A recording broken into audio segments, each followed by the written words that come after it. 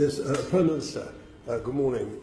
There's an urgent question which is taking place right now, actually, on the advice of the Attorney General and the publication of it, and I'm going to be asking you some questions about that myself now.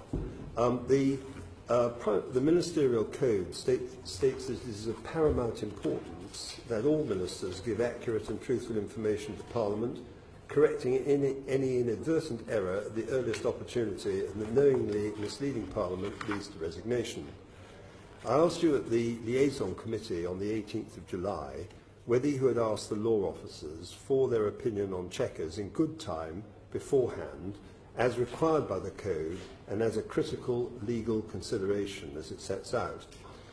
You merely replied that the law officer sits around the Cabinet table and is thereby consulted, which is clearly not what the Code requires.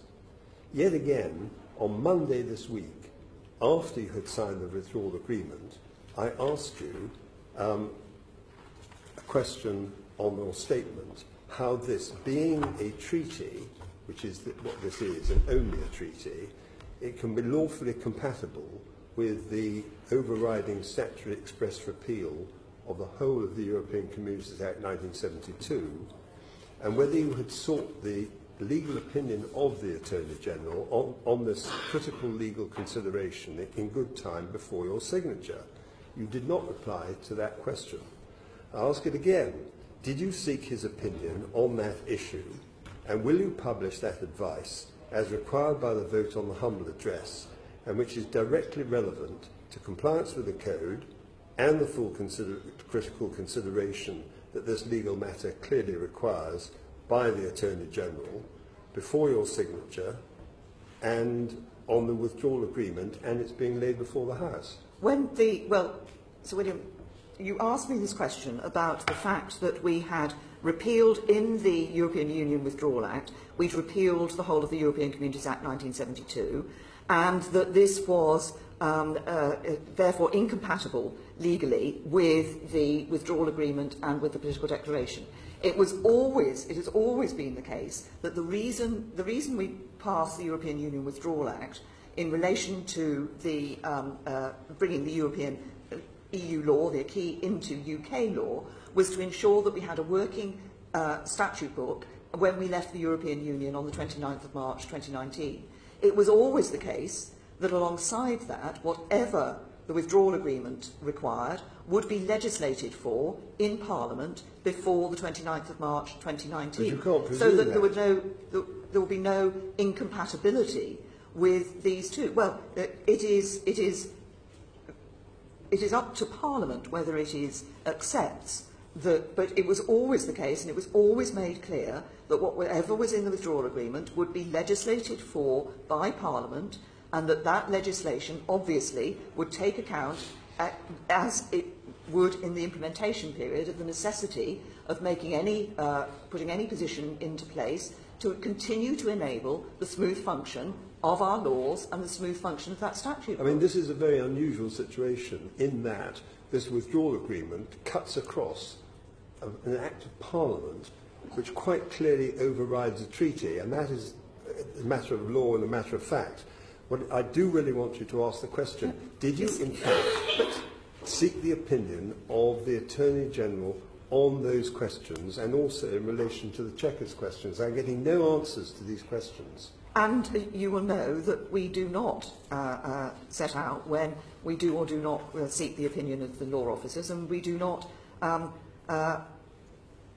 publish the full advice of the law officers. And I answered that point in earlier this week.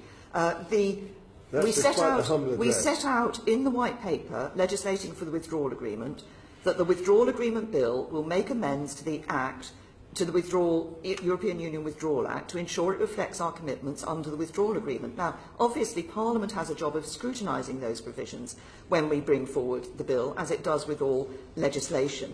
But it was clear at the time, there was a recognition at the time of the interaction of the Withdrawal Act, the repeal of the European Communities Act 1972, and the legislative requirements of any future withdrawal agreement.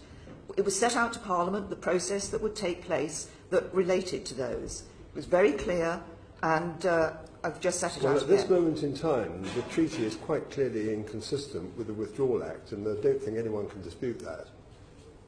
And it was, but we were always clear that what was necessary in the treaty, what was necessary in the withdrawal agreement, would be put into place with or if there were amendments necessary, they would be put into place with the withdrawal agreement bill.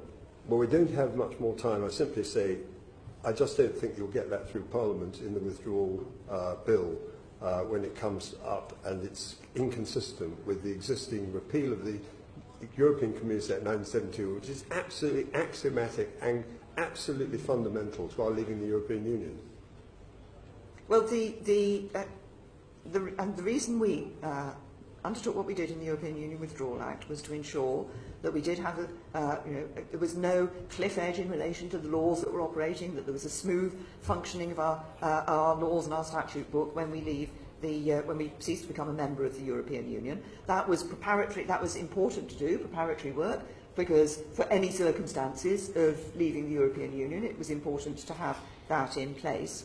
I think what you've just said to me is that if Parliament ratifies the withdrawal agreement, Parliament won't agree to put into place the legislative measures necessary to enact that What I'm really withdrawal saying agreement. is the repeal of the European Community Act 1972 is so fundamental to this entire operation that it is quite inconceivable that under the withdrawal agreement and subsequent legislation you then modify the European Community Act 1972 and reduce the impact of the Act of Parliament that was already passed on the 26th of June with royal assent. The circumstances in which any amendments are necessary are the circumstances in which we put into place the implementation period, which is there to ensure that there is an orderly exit from the European Union, that we have a transition through to the future relationship, that businesses are able to continue to operate as they do today, that citizens know where they stand.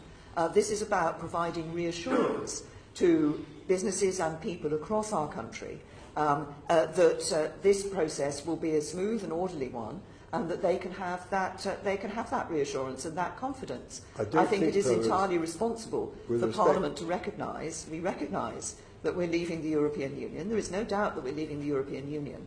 The question is how we do that, and if we do that in a way that protects jobs, if we do that in a way that ensures that we're able to give people and businesses the reassurance that they need as they're going through this process. I'm not sure that many people will be reassured at the idea that the European Community Act 1972 is going to be played around with in that way, given the fact that, as you quite rightly said, that was a decision that was taken on the referendum vote itself. But I think I have to leave it at that. I think people will want reassurance of knowing that there is protection for their jobs, that businesses are able to, as we leave the European Union, that there will not be the disruption that people have said would be the case if we had not had that implementation period and that transition to the future relationship.